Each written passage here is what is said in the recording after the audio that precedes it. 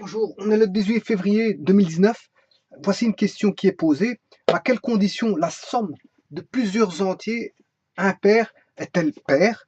Euh, et quand est-ce que, à quelles conditions la somme de plusieurs entiers impairs est-elle impaire? Voilà. Donc pour ça, il faut partir bon, de ce qu'est, hein, là ça fait appel à une petite démonstration. Qu'est-ce qu'un entier impair? Ben, un entier impair, ces deux cas peut se représenter sous une formule qui est 2k plus 1. Bon, alors, bien sûr, je peux appeler ça 2k0 plus 1. Bon, c'est un cas quelconque, hein, appartenant, je veux dire, aux entiers, qui appartient aux entiers. Plus, bon, 2k1 plus 1 plus 2k2 plus 1, etc. Voilà, donc, plus, trois petits points, plus 2kn plus 1. Attention qu'il peut avoir des K1 peut être égal à K2, mais pas forcément, voilà, euh, voilà, ils ne sont pas tous, tous égaux. Là, ils peuvent avoir des valeurs KI, I représente un terme quelconque, il peut avoir des KI égaux entre eux. Par exemple, 2K1 peuvent être égal à 2K2, c'est pas un problème. Hein. Enfin, K1 peut être égal à K2. Mais c'est tous des cas différents bon, qui appartiennent aux entiers. Donc un entier fois un entier, c'est un entier. Plus encore un entier, ça donne toujours un entier. Et quand là, c'est un entier pair, 2K0, 2K1 est un entier pair. Là, 2K2 est un entier pair, 2Kn est un entier pair. Mais si j'ajoute 1 à cet entier pair, j'ai un impair. Un impair parce que ce qui est consécutif à un entier pair, ben c'est un entier impair. Bon. Supposons qu'ici, on considère que, vous voyez ici qu'on a n termes. Donc je somme plusieurs entiers et bon, je somme n termes. Voilà. Alors, ceci, vous comprendrez que je peux le résumer en 2K0 plus 2K1 plus 2K2 plus 3 petits points plus 2Kn, le tout plus plus 1, plus 1, plus 1, plus 1. Mais comme il y a n termes, il y a n fois 1 terme. Il y a n fois 1, 1.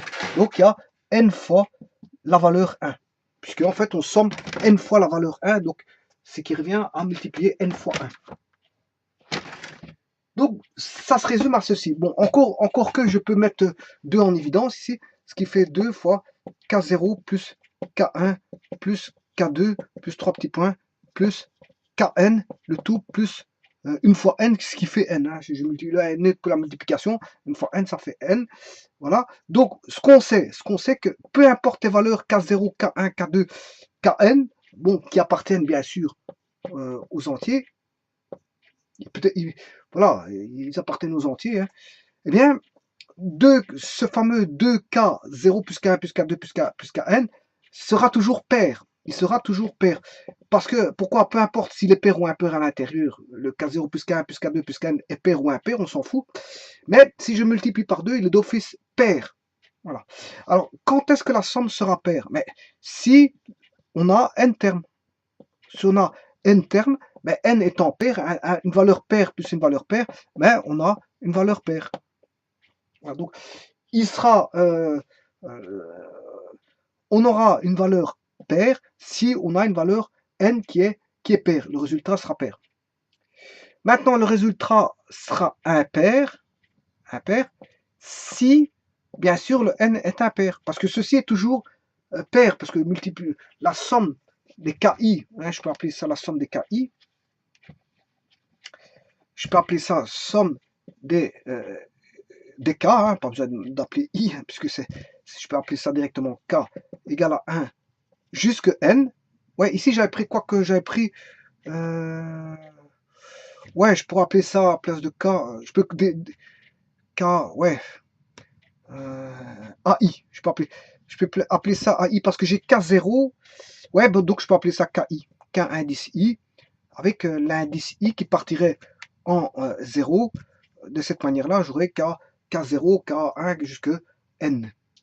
Quoique, ouais, ici je peux pas partir.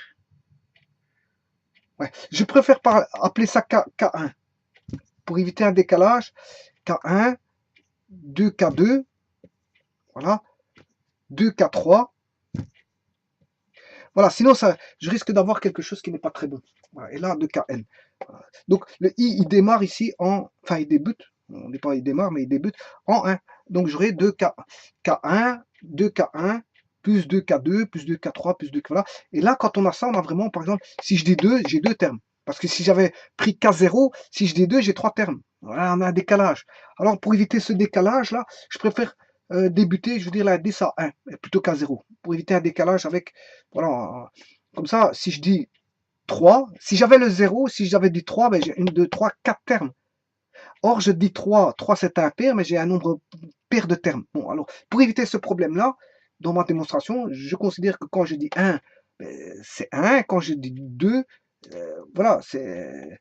Quand je dis 2, c'est pair, et quand je dis 1, c'est voilà. Donc ici, ce qui veut dire que K3, ça veut dire que j'ai 3 termes. C'est tout ce que ça veut dire. Kn, ça veut dire que j'ai n termes. Voilà, Kn revient. Et là, là, tout devient bon. Hein. Donc là, ça c'est la somme des Ki pour i partant de 1 jusqu'à n. Donc il y aurait n termes, et donc je peux écrire plus n. Et là, comme il n'y a pas de décalage, hein, justement, hein, 2Ki, peu importe s'il y a des décalages ou pas, c'est toujours pair, là, de toute façon. Qu'il y ait un décalage ou pair par rapport au 0, c'est toujours pair. Par contre, ici, attention, attention, si n est pair, sans décalage, bien sûr, hein, parce que si n vaut 3, 3 ça veut dire qu'il est impair. On a un nombre de paires, un nombre impair un nombre impair de termes. Par contre, si j'avais commencé en 0, si je dis 3, j'ai 4, voilà, j'ai un nombre pair de termes. Hein. Attention à ça, c'est pour ça que vaut mieux éviter le K0. K0. Voilà, éviter le 0 en indice. Éviter le 0 pour, pour éviter un décalage et là, de ne plus avoir, je veux dire, voilà, un décalage de parité. Et pour éviter le décalage de parité, ben vous considérez que vous débutez à 1. Donc ici, quand je dis 3, c'est 3 termes. Donc quand il y a, là maintenant, on peut retomber sur ce que je disais tout à l'heure, n, si n est pair, hein, sans décalage, hein, ça veut dire que si j'ai 2 termes, 4 termes, 6 termes, ben voilà, c'est pair. Voilà, du pair plus du pair va donner un résultat pair. Maintenant, si n est impair, ben, 2K, somme des KI est d'office pair. Et si je fais plus n termes qui sont impairs, ben, la valeur sera impair. Parce que du pair plus de l'impair, on sait que, on a vu dans une vidéo, ben, du pair plus de l'impair, ça fait de l'impair. Donc, du pair plus du pair, ça fait du pair. Et du pair plus de l'impair fait de l'impair. Donc, à quelles conditions à quelles conditions la somme de plusieurs entiers impairs est-elle paire? Mais quand on a un nombre de termes pairs, un nombre de termes pairs, donc 2K plus 2K1 plus 1, 2K plus 2K2 plus 1, plus 2K3 plus 1, plus 2K4 plus 1, voilà, si on a un nombre de termes pairs, eh bien, la somme est paire. Mais si maintenant, je somme des impairs, mais si le nombre de termes est impair, mais d'office, le résultat sera impair. Voilà. Donc, ça va dépendre du nombre de termes. Je vous remercie.